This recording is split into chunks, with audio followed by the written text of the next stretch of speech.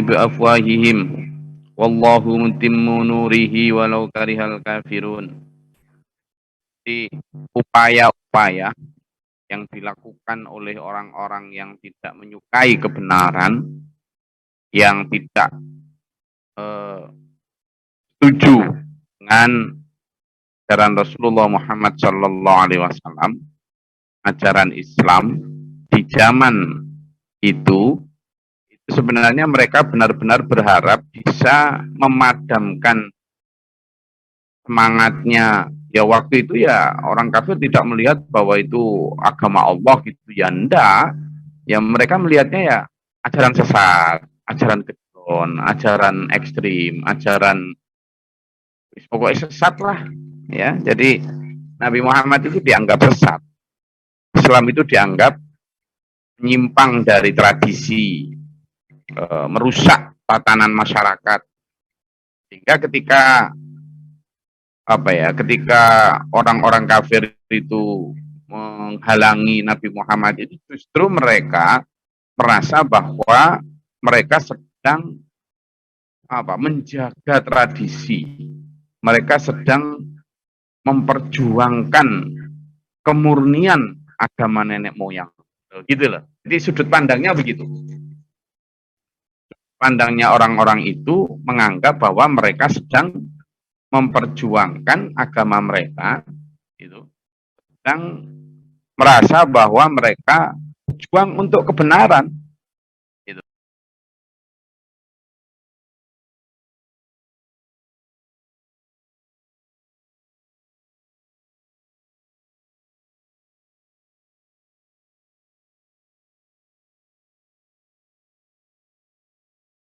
Ini. Jadi pada saat itu bahkan orang-orang kafir itu gini, untung saja kita tidak ikut Muhammad, untung saja kita teguh pada keimanan kita. Gitu. Jadi makanya ketika mereka mati-matian mencegah orang Islam dari Mekah hijrah ke Madinah, mereka mati-matian mencegah keluarga mereka supaya tidak terkena pengaruhnya Muhammad. Itu mereka pada posisi sedang memperjuangkan kebenaran gitu loh. Makanya ketika dibilang aminu kama amanan nas, berimanlah kamu sebagaimana orang-orang yang telah beriman. Mereka mengatakan anuk minu kama amanas sufaha.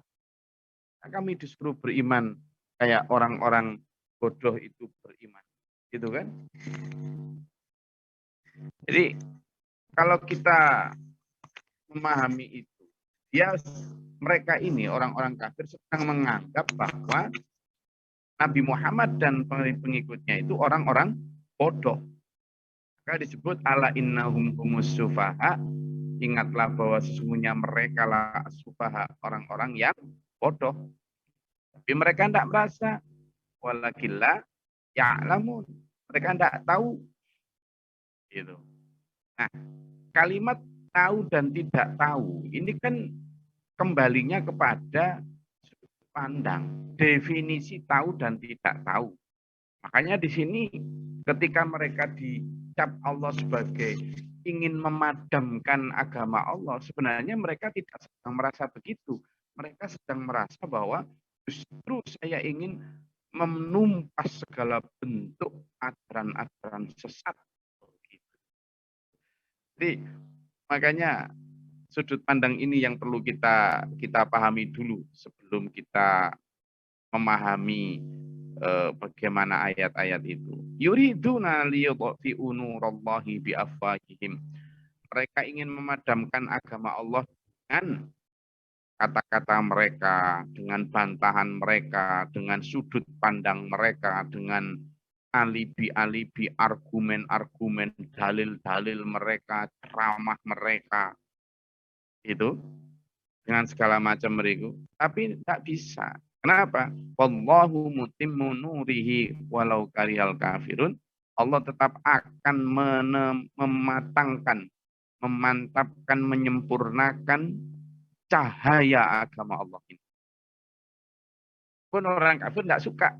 Tak bisa sudah. Mau ditutupi kayak gimana pun, ibaratnya apa? Ibaratnya ingin orang-orang ini menutup cahaya matahari dengan jari-jari mereka. Sekarang saya mau tanya, kalau seandainya jari-jari orang dunia ini ditaruh di atas kepala mereka, bisa nggak menutup cahaya matahari menyinari bumi? Tak bisa. Paling banter bisa menutupi cahaya matahari itu untuk wajah mereka tok, itu pun nggak seluruh tubuh mereka, wajah mereka. Nah sekarang sebenarnya ketika mereka menolak kebenaran cahaya agama Allah, itu mereka sebenarnya sedang membohongi diri mereka sendiri. Pada dasarnya ya, mereka itu hanya menutupi wajah mereka, menutupi ego mereka. Kenapa? Yakin dalam sisi dalam diri mereka itu membenarkan aslinya. Jadi ketika mendengarkan kebenaran, mereka itu aslinya merasa, ya benar juga sih Muhammad itu. Ya benar juga, cuma gimana, wong ini tradisi gimana, gitu. Ya, saya ulangi. Jadi kenapa ada satu hadis itu menyatakan, mereka itu ingin menutup agama Allah itu seperti mereka ingin menutup cahaya matahari dengan jari-jari tangan mereka. Nah, padahal tidak mungkin kan cahaya matahari ditutupi dengan jari-jari tangan. Paling yang bisa nutupi, yang tertutup pada muka mereka.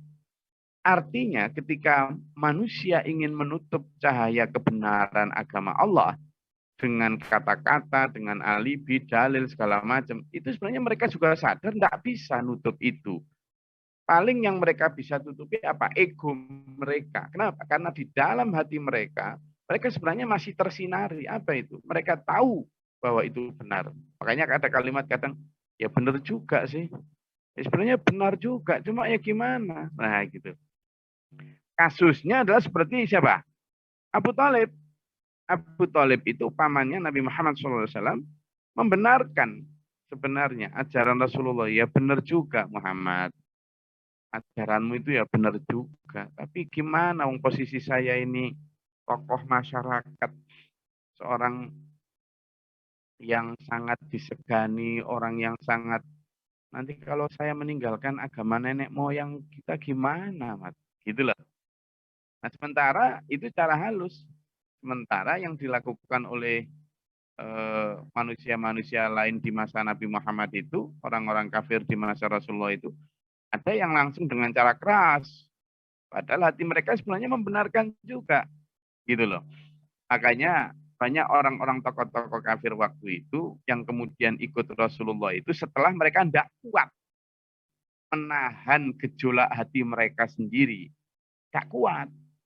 Gitu ya. Kayak Khalid bin Walid itu kan seperti yang saya sebutkan kemarin, itu panglima perangnya kaum kafir yang mengalahkan Rasulullah di perang Uhud. Bayangkan, panglima perangnya loh. Tapi kemudian oleh Allah, cahaya Allah masuk ke dalam hatinya. Karena udah enggak mampu lagi nutupi itu. Nah karena itu, Amin dan saya,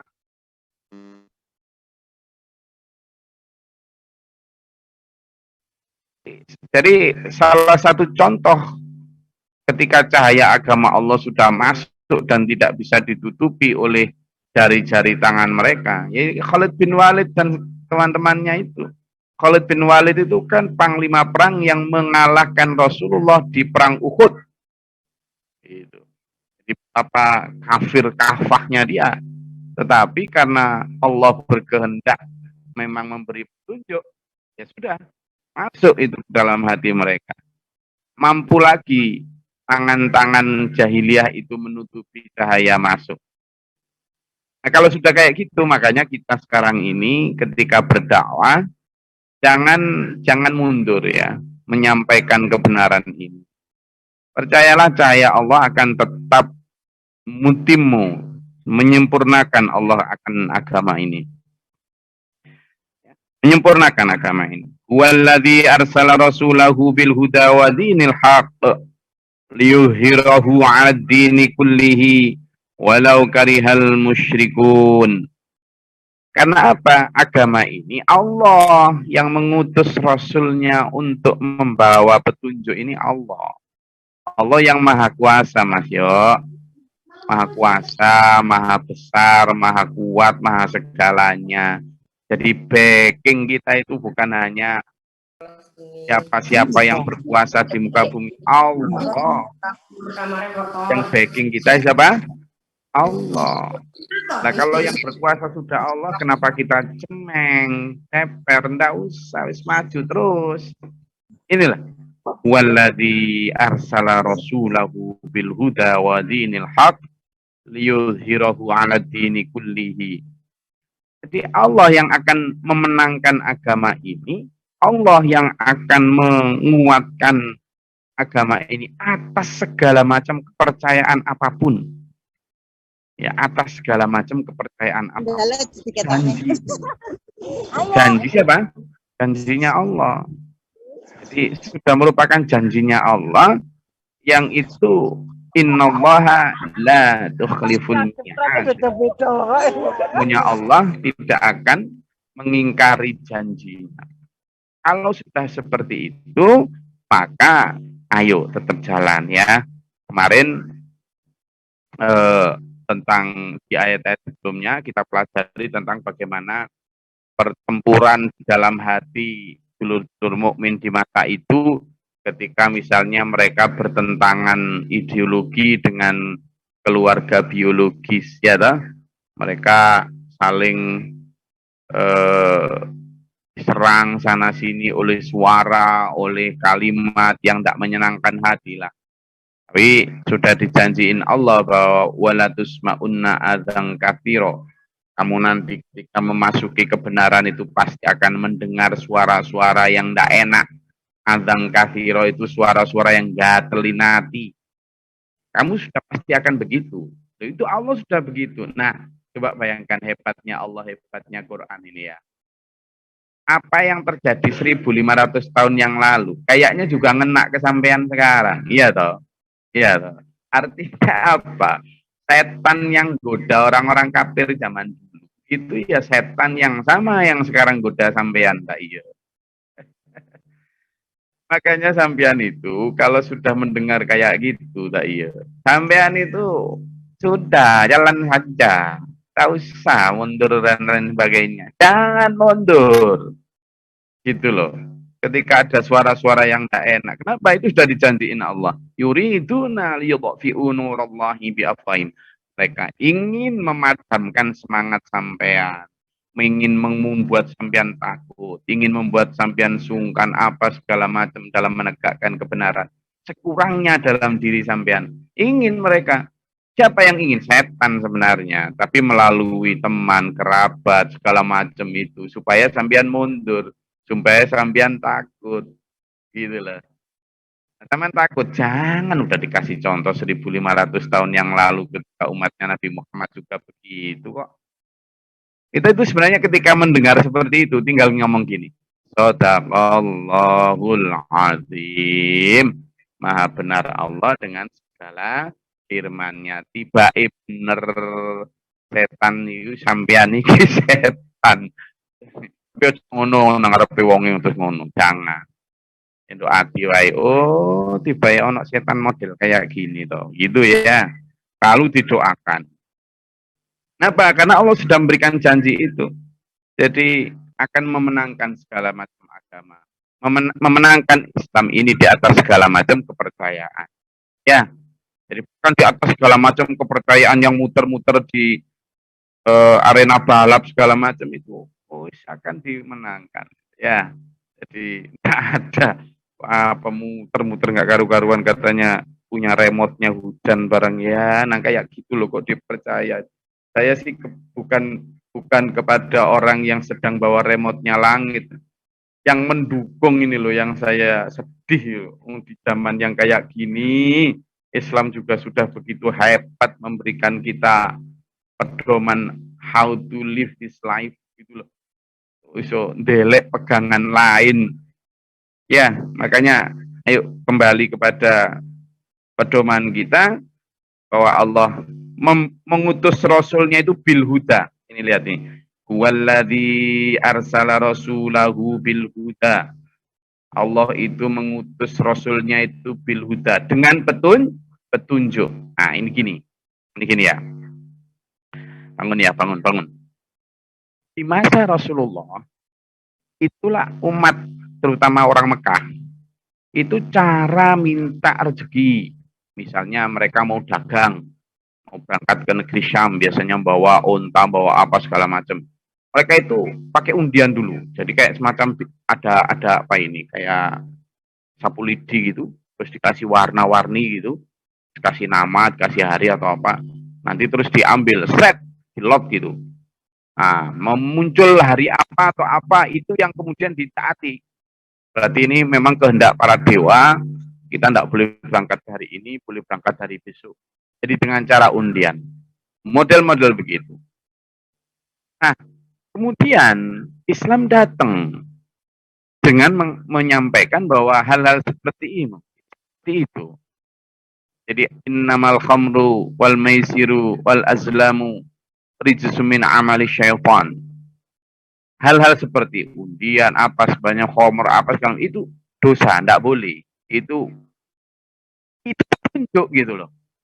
Itu petunjuk. Ya ini yang Rasulullah tahu bahwa Allah itu mengutus nabinya dengan membawa petunjuk bahwa cara-cara ibadah yang kamu lakukan itu keliru, pakai undian, pakai macam-macam itu yang kamu lakukan itu keliru. Sekarang pakailah ini, nih sholat, ini loh caranya takbir, ini loh caranya ruku, ini loh caranya i'tidal. Itu ritualmu yang benar untuk minta rezeki, untuk minta ampunan, untuk minta keselamatan. Itu caramu.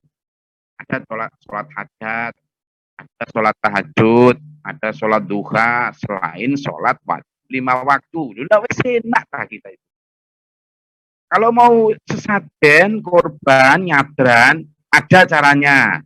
Enggak gitu caranya, enggak dibuang ke laut, enggak dibawa ke kuburan, enggak. Silakan kamu nyembelih kambing, nyembelih sapi, monggo. Mau kepalanya, kakinya kamu berikan, monggo. Tapi berikan siapa? Berikan Mas Yo. Itu orang yang sedang tidak punya makan, loh gitu loh. Itu termasuk fakir miskin, misalnya begitu. Sudah jelas. Kita itu yang namanya al-huda, petunjuk. Kemarin kamu kan gorok ayam cemini, cemani atau apa itu? Ya, yang kakinya hitam, lidahnya hitam, segala macam hitam, sampai telek lu hitam. Maaf ya, maaf ngomong telek saya. Itu hitam semua, itu syaratnya itu. Loh sekarang itu sudah ada, jadi itu bukan tradisi lokal zaman sekarang, itu bukan. Zaman dulu, zamannya Nabi Ibrahim ya ada hal semacam itu. Lalu dirubah, ini loh al-huda. Kamu mau nyembelih ayam, beli. Maksudmu kan biar nanti dapat keselamatan, oke. Itu namanya syukuran, silahkan. Tapi ayam yang kamu sembelih itu bagiin sama tetanggamu.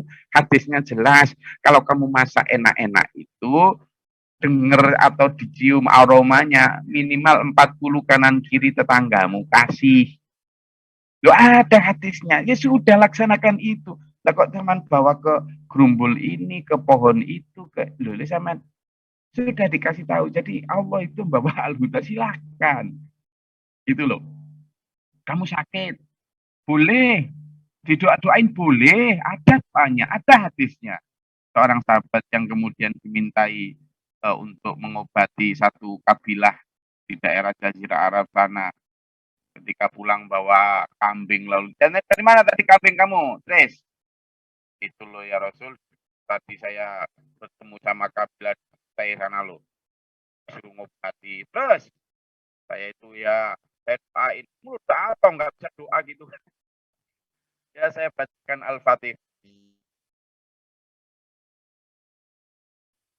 Bacakan Al-Fatihah, Al-Ikhlas, Al-Falak, An-Nas. Terus nah kok dikasih sembuh sama Allah loh. Terus akhirnya saya dikasih kambing sedemikian banyak. Oh ya sudah, enggak apa-apa, bagus itu. Berarti boleh. Gitu loh. Terus kambingnya kasih ke siapa? ke Mas Slamet, ke Mas Mujianto. Itu caranya. Sudah ada. Jadi Al-Huda itu sudah ada. Gimana kita ritual. Ritual minta hujan ada namanya sholat istisqa. Kalau ritual minta hujan berhenti tidak ada, ya sudah nggak usah dilakukan. Simple toh. Simple. Gitu loh. Kalau ngerawat mayat, jenazah dengan cara itu Mas Malik kok belum berangkat ini jalan nanti. Nah berangkat Mas Malik. Ya. Jadi kalau mau merawat jenazah pertama dimandikan, dikafani, disolatkan, lalu dikuburkan. Sudah 4 itu ya sudah. Simple, enak itu al-huda. Petunjuk.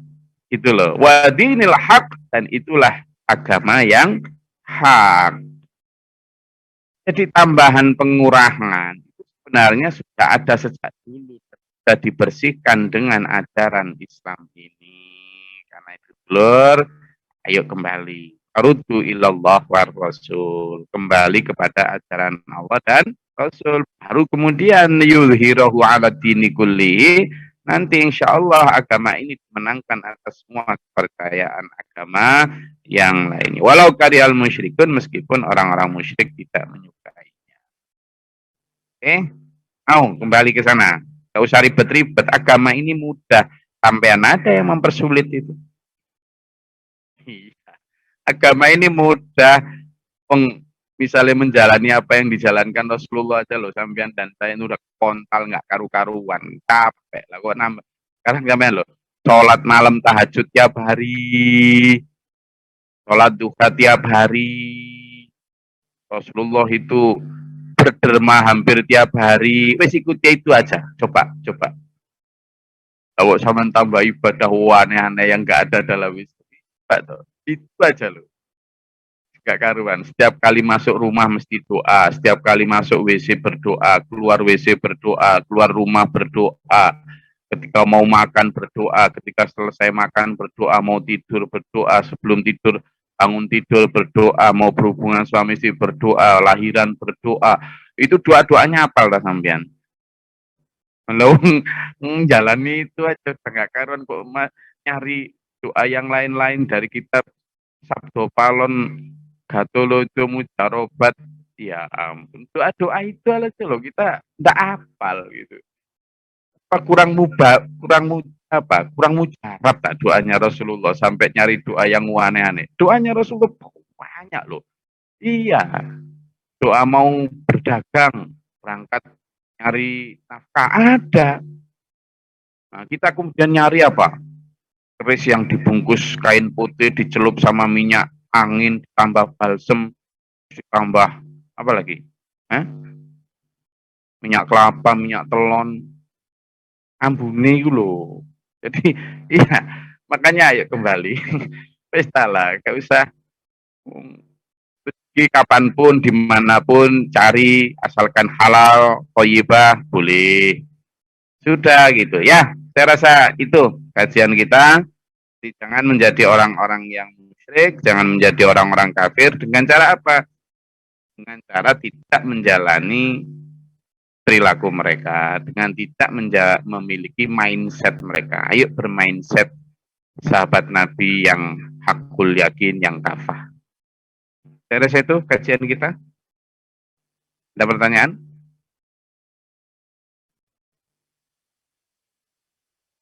Kalau tidak ada, saya rasa cukup.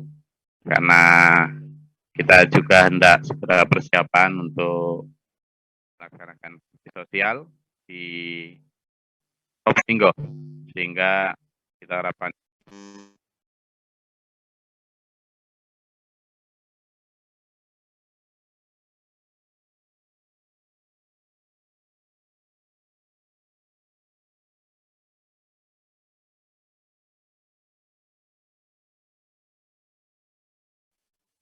minta doa juga kepada dulur semua, semoga Allah merahmati meridhai acara hari ini. Saya juga mendoakan dulur-dulur yang sedang mau mencari nafkah, yang sedang beraktivitas, semoga Allah merahmati, meridhai, memberikan rezeki yang halalan thayyibah, memberikan kesehatan jasmani dan rohani, dijauhkan dari segala bala, dan diberikan keluarga yang satu visi, satu misi, satu komando,